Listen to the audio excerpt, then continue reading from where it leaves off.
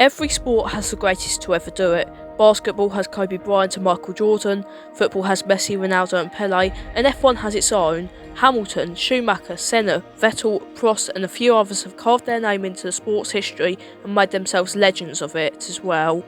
When considering the best of all time and the list that goes with it, many often forget one name. This is Jim Clark, the forgotten great. Clark was born in 1936 into a farming family in Fife, Scotland, and started rallying and taking part in hill climbs. But his parents did not like this idea though, but in 1958 he was racing Porsches and Jaguars across the country and he won 18 races that year.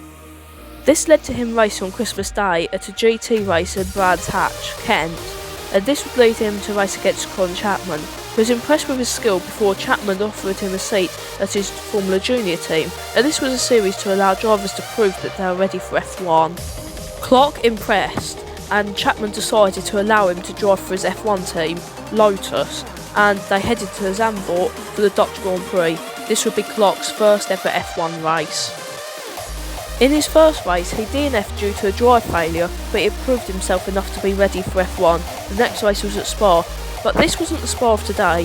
This was a 14-kilometre blast through the Belgian countryside with the risk of crashing into a ditch or into a house, a not far away possibility.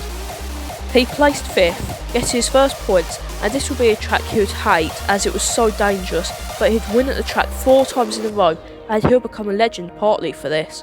He then got a podium at Portugal and finished 10th in the championship after DNFing once and not competing 4 times during that season. Then, in 1961, Jim would score 2 podiums but would retire twice. One of these was the Italian Grand Prix, where he collided with Wolfgang von Trips, who had died in the resulting crash. Although Clark was not entirely at fault, he finished 7th that year with 11 points, but from here his career would take off. The following year he would come 9th in Holland, retire at Monaco, but he'd win in Belgium to take his first win of his career, and he'd follow up this by winning at Watkins Glen and then would win his home race, but his car was fragile and he'd retire as many times as he scored points. 1963 was much different however, and this was one of the years that would be considered the best ever seasons in F1. Clark would retire at Monaco, a track that within his career he never stood on the podium, but after that he would not finish off the podium for the rest of the season. In this time he took 7 wins and took the maximum number of points available, as drop scores led to all the races on the second step of the podium or lower being dropped. To add to this, he raced in the Indy 500 and he would place 2nd in the race.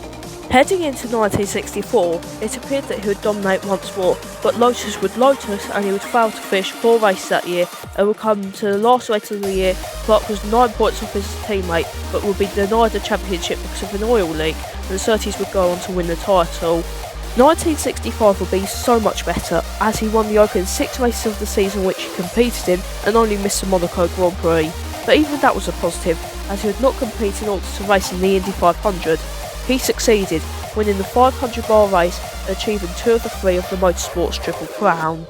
After his win at the Nürburgring, a track that he also hated, he would not win for the rest of the season, or even score points, but he won the title anyway. Much like 1963 and 64, the cycle would continue and Clark would only finish 6th in the championship that year after DNFing 5 times and only finishing 3 times that season. Much like 1963 and 64, the cycle would continue and Clark would finish 6th in the championship that year after DNFing 5 times and only finishing in 3 races. 1967 was a bit more on form, only stopped by a run of poor form at the beginning of the season, and after switching from BRM to Climax and then to 4 Cosworth engines, he'd win 4 races and nearly win the title. 1968 was a year that looked full of promise after winning at Kyalami in South Africa. Clark would look to dominate the season like he did in 1963. He arrived at Hockenheim for a Formula 2 race, and during the event, Clark would spin or crash and he would hit a tree. He was only 32, and the world had lost one of its greatest talents, with no one to this day knowing if it was driver error or failure that caused the crash. But why then is he considered to be so great by so many? He was less successful than his fellow countryman Jackie Stewart, and he never really revolutionised the sport with successive years of dominance. You have to hear the stories. Winning 25 of the 50 races he finished, which is not down to him being slow or having a lack of consistency, but due to the reliability of the cars he drove and the fact that he raced on tracks like Spa and the Nürburgring while surviving and winning on these tracks that would often see one death a year there.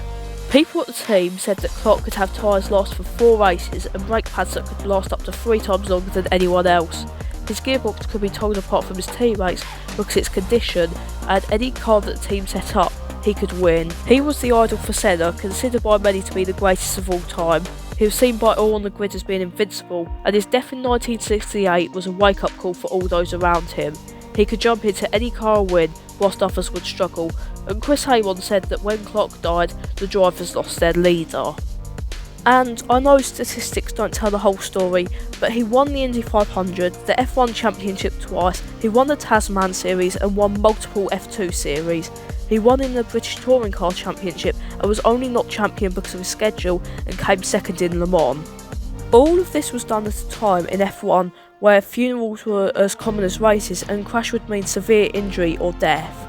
Clark raced through it all and dominated, but he's often not in the top 5 best drivers list and is often forgotten when he fought through, and he was only stopped from destroying all records before him by the reliability of the time.